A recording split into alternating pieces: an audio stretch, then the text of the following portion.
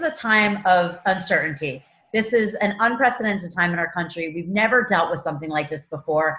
And with this uncertainty, we get a lot of anxiety because we feel unsafe when things are uncertain. And we've known that. It arouses.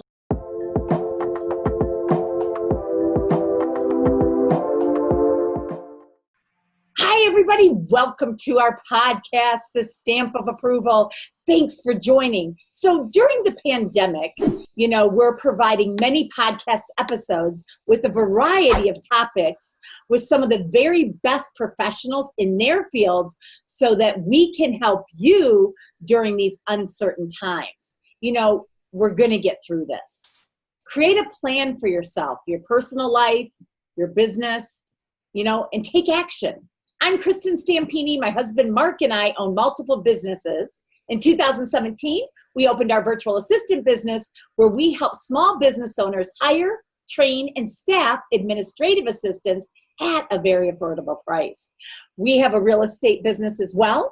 My real estate career actually began during the financial and real estate crisis back in 2007. And during that time, I was personally bankrupt and broke. Over the years, we were able to build a $1 million real estate team. Currently, we have a small real estate team as well as a real estate brokerage. We have a real estate investment company, and I'm also a real estate coach for the Craig Proctor Systems. So today, my guest is Dr. Rachel Needle. Rachel is a licensed psychologist and certified sex therapist in private practice, and is the founder and executive director of the Whole Health Psychological Center.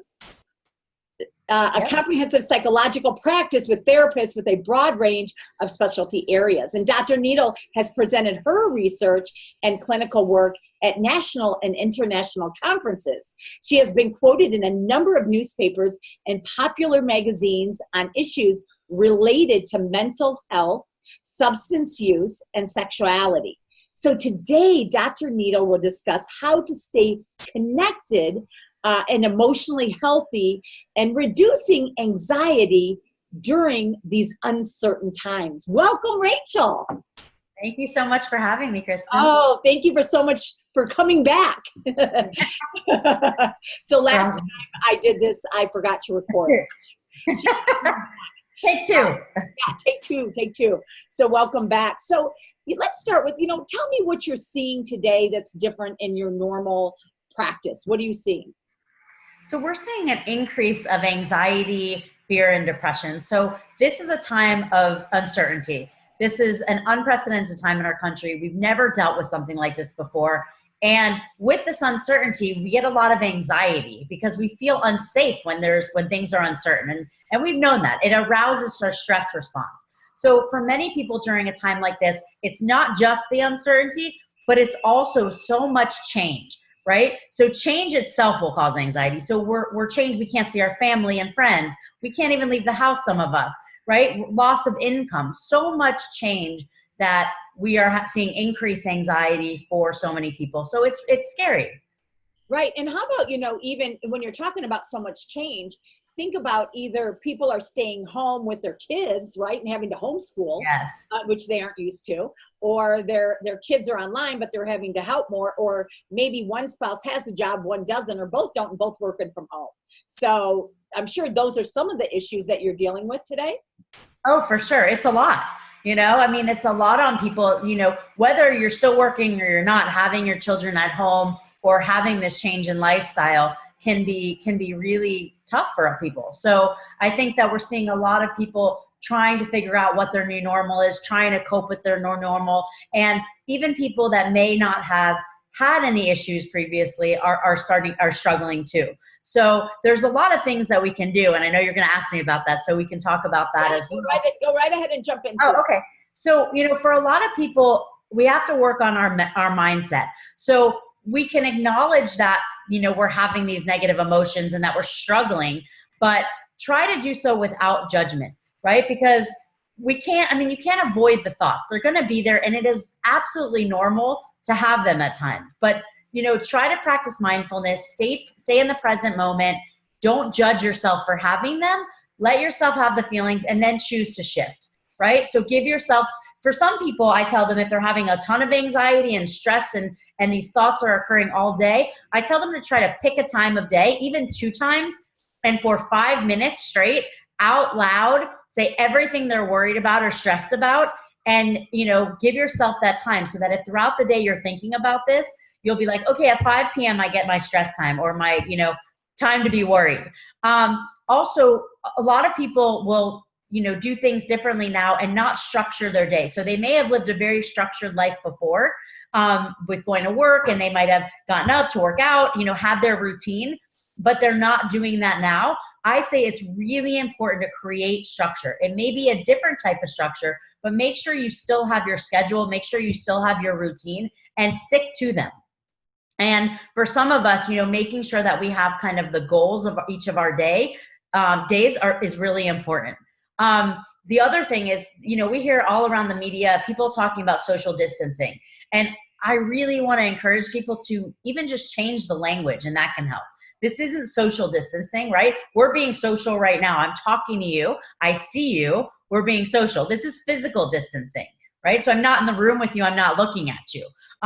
But make sure that you're maintaining connections with your friends, with your family. Do Zoom calls like, we're doing Zoom now.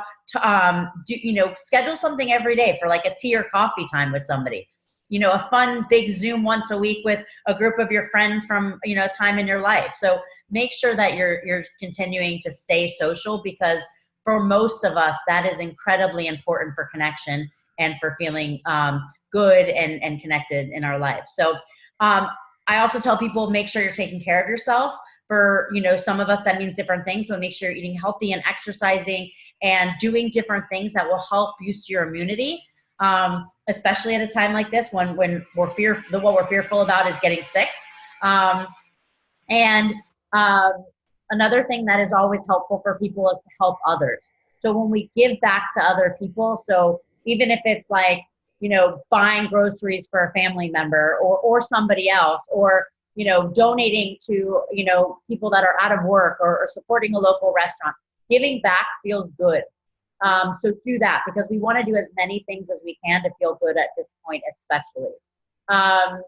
Another thing that could be helpful is finding something that you can control. So a time like this, we feel so out of control. That uncertainty, we cannot control what is going on right now.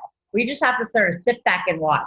So find something that you can control, and by doing that, it will help decrease your anxiety. So for me, I started organizing my bathroom. So organize your files, organize your bathroom, do a project that you've been putting off, something like this. And the thing that I always make sure that I stress when I talk to people is know that there is help. So if you're struggling, there are mental health professionals like myself. We're doing telemental health counseling. So we do therapy over the internet. You can see us, we can see you. If you're not comfortable with that, phone is even an option. So make sure that you reach out. Again, my name is Dr. Rachel Needle, and I'm at the Whole Health Psychological Center, which is 561-721-6400, or wholehealthpsych.com. You can also always pick up the phone and call 211. So those are some good options if you're struggling as well. No, that's great. That's a lot of information that you just gave. So I got more. I stopped. Yeah, because I want to kind of talk to you about what you just talked about. So making sure that you are still staying connected, right? Yeah. And making sure that, even happy hours, people are having happy hours, right? Yeah. I even watch people that are cooking together. I've seen that, where they're doing like, just kind of like you and I are doing, or setting up either the phones or the computers, and they're actually cooking and talking to each other. So it's like you're with them, right? Or you're sitting there and having a glass of wine, either with a bunch of people, friends, family. But staying that connection. When people are depressed, it's tough to even get out of bed sometimes, right? Absolutely. And there's different types of depression. If we're talking about major depressive disorder, that is definitely something that some people struggle with. And it's not, other people want to say it's not motivation. That's not what it is, right? There's so much more that goes into, severe and persistent mental illness and things like major depressive disorder. So it's not as easy as, well, just get up. Yeah. So you want to make sure that you're monitoring that. And if you're struggling, make an appointment with someone like myself. We can also determine if you should make an appointment with a psychiatrist, and maybe medication would be helpful. But, at least try to do one thing a day for yourself, and continue to try to stay connected. So even if you're in bed and you make a phone call, to a friend. I always think that, we're going to get through this. It actually could be a lot worse, than it is. I mean, fortunately, it's not, it's not good, obviously, with people losing jobs and so on and so forth, but it could be, I try to look at it as very optimistic and say, hey, we're going to get through this. It's only been a month. Look at the different wars we've had and the years and years of depression we've gone through. The worst thing that could happen, obviously, is, somebody getting sick or you getting sick and things like that. But the thing is that we're going to all get through this. It's going to be different. Okay. When we do open up, our different states or whatever, things are still going to be different, right? Things are going to start up slow because people are still not going to feel real comfortable going out. And we just need to be mindful, like you said, but start doing that now, even going outside and sitting there, right? And getting, especially we're here in South Florida, getting some sunlight, right? Because that makes us happy. Really important. Vitamin D. Yeah. And we're very lucky. I feel so fortunate, right? So we can go outside. And I think a lot of places in the country are beginning to be able to at least do that, just at least for a few minutes. But yeah, if you can get outside, if you can go for a walk where there aren't other people around, because now they're saying, still be careful with the air droplets outside. So make sure you're safe. If you need to wear a mask, wear a mask. If you have your own kind of backyard or balcony, get out in that, because it does really help with our mood when we have that fresh air. So absolutely continue to do things like that. And we don't want to, if we are having, like Rachel was saying, if we're having, unfortunate thoughts or things like that, just give yourself a couple times a day, because the mind is so powerful, right? So give yourself a couple times a day, but don't try to dwell on that. Try to look towards positive things, right? Yeah, it's important to allow ourselves to have emotions, right? So it's okay for us to be scared. I'm scared, right? It's a scary time, but make sure that you are, having those emotions and then working on shifting so that you allow yourself to have them, acknowledge them, don't judge yourself for having them, and sit in them for, don't sit in them for 3 hours. If you want to give yourself, 15 minutes to do it, then give yourself 15 minutes, but then shift. Right. And you have to choose to shift. And I've been in my pity party, and of course I'm scared too. It's affected just about everyone's business, except for, of course, Amazon and, maybe Costco and some of the, I saw. yeah, Walmart, exactly. But it's affected most businesses. So we're all scared to a certain extent. But what I try to do is I try to have a daily routine, which you talked a little bit about. So can you expand on that, on a daily routine? Yeah, it's really important to give yourself basically purpose, and to make sure that you're structured, because otherwise, we could stay in our pajamas all day if we don't, if we wanted to, even if we are working. You could go, just kind of move from room to room or not even get out of bed for hours. And that will tend to make us feel worse. I'm not saying you can't stay in bed one day and have a day, where you relax. Great. But most days you should be trying to schedule yourself so that you feel more regimented, so that you have purpose, so that you feel like you have goals in mind, and that you're doing things that will make you feel good about yourself and distract you. We want to stay in the moment at times, and then sometimes we want to be able to do things that allow us to not be thinking about what's going on in our world. Because the fear is very real, because it's about loss of income, it's about change, it's about family members, it's about health, right? Not everybody will survive. That's a fact. We have people dying every day, and that is one of the scariest things to think about. But we have to take control of what we can. We can protect ourselves the best possible. We can continue to physically distance, wear masks, do what they're telling us to do, and that will help protect us so that we hopefully are not one of those people. Yeah. And then, reducing anxiety. What else can we do to reduce anxiety? Because people are obviously a lot more anxious today. Yeah, so there's a couple of techniques we can talk about that people can work on at home. And one is one that I think people are very familiar with, called diaphragmatic breathing, where we breathe from our diaphragm. So really, when you inhale, your diaphragm should kind of expand. And when you exhale, it should go back in. So I tell people to breathe in through their nose, watching their diaphragm expand to a count of 5. Hold it for a count of 3, and then exhale for a count of 5. So practice doing that a couple times a day, even when you're not anxious, just to sort of get your body used to it. And over time, our physiological response will change if we continue to do that. So that can be really good for reducing stress. Other things include grounding techniques. One grounding technique is just about kind of sitting in your chair, wherever you're sitting, and starting at your feet and working your way up, noticing things, how your feet feel, how your feet feel on the floor. Then how the rest of your body feels, what you smell, what you taste, what you hear.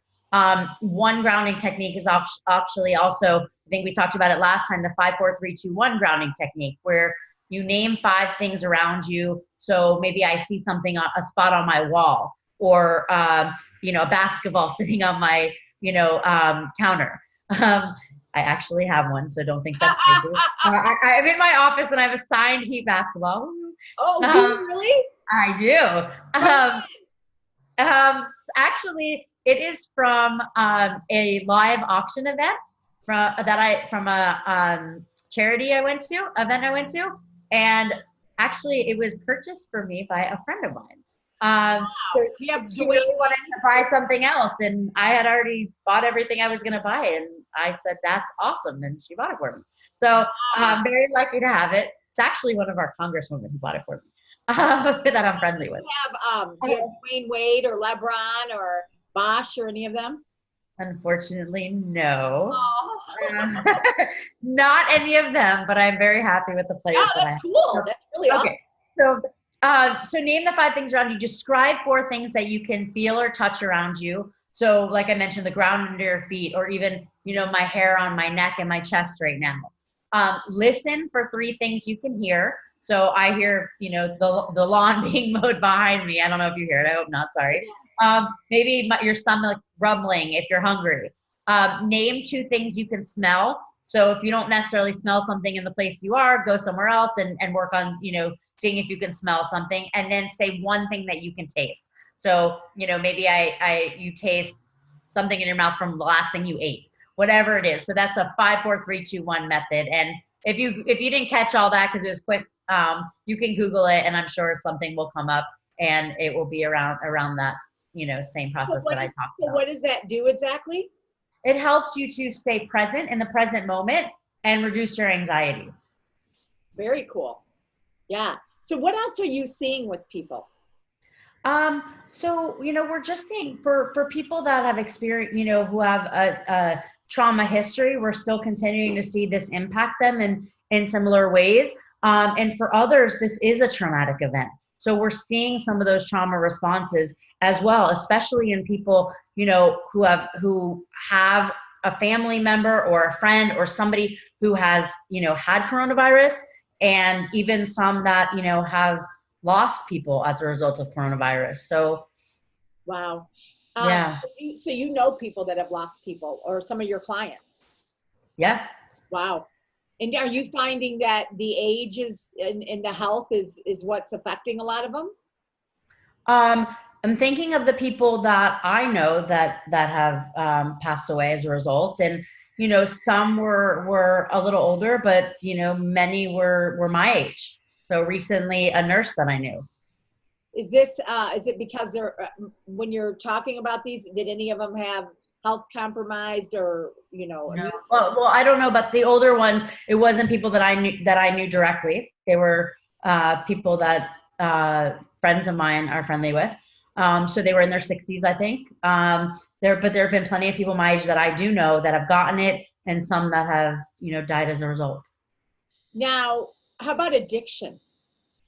So we're seeing an increase, and even in people sort of falling off the wagon or relapsing, however you want to refer to it, as a result. I mean, thinking about it as, there's a lot of things that lead to substance use, and one of them is, it helps distract us from these feelings that we do not want to have. So we're seeing a lot of that, as well as, people that don't have, those that didn't have that much of a safety net before, now losing what it is that they had, and it's leading to people just, beginning to use or continuing to use or relapsing.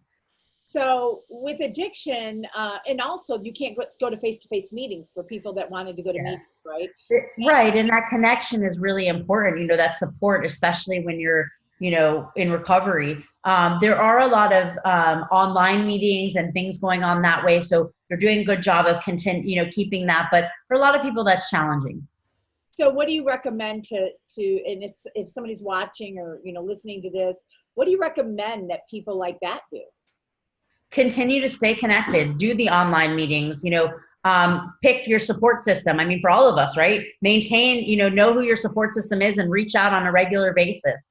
Continue to do things like this and get together with friends and talk about it. And if you're struggling, reach out. Again, people like myself, I'm a psychologist and there's other mental health professionals. Almost all of us are doing online therapy. And like I said, a really important number to remember is 211. Okay, and what's 211? 211 is a nonprofit organization that has a helpline, which you will get to a live person 24 hours a day. Okay, wow, that's awesome. And our local 211 is actually the call center that if you call the National Suicide Hotline in this area, you will get our 211. Wow, that's awesome. So basically a few things, I don't know if there's anything else that you wanted to cover today, but basically staying connected, staying on routine, right? Yep. Allowing your breathing in the, what'd you say, the 5-4-3-2-1 method. Yep. And then making sure that to whatever your thoughts are, it's okay. Go ahead, but only do it a couple times a day because your thoughts are so powerful, right? And making sure that, you try to reduce your anxiety, in multiple different ways that you can, but staying on a routine and, getting outside, getting in the sun and things like that definitely help. Right. And for people that, have lost their jobs and are nervous or people worried about money, even if they haven't, creating a job and listing like what are your necessities can be really helpful. I talk to people a lot about positive affirmations. So make sure that you create some affirmations that work for you. So something like I am happy and I'm home with my family, or I will persevere.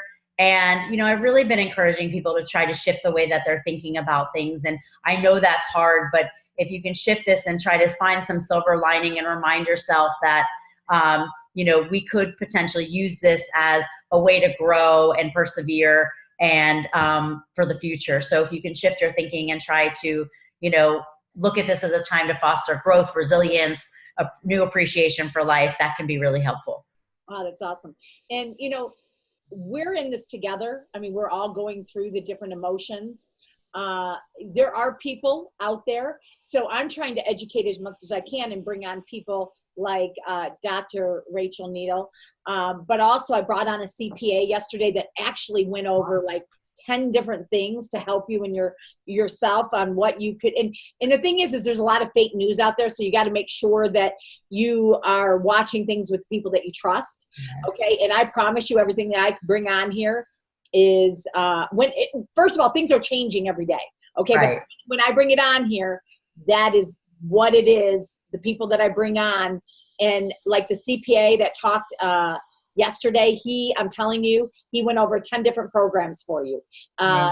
So they were awesome. The different people that I'm bringing on, I brought on a lender.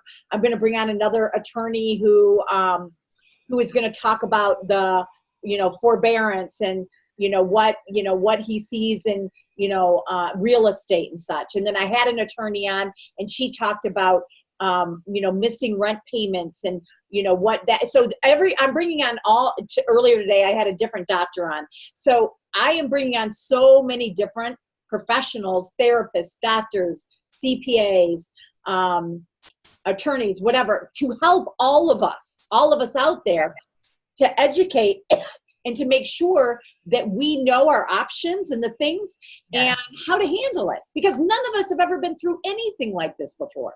And it's Oh, for sure. And information is, something that will help us, right? So information, educating us will help us to feel more safer and less anxious about what's going on, right? The more information, well, I don't want to say the more information, the better, because one of the things you said, reminded me that, limit your media and social media.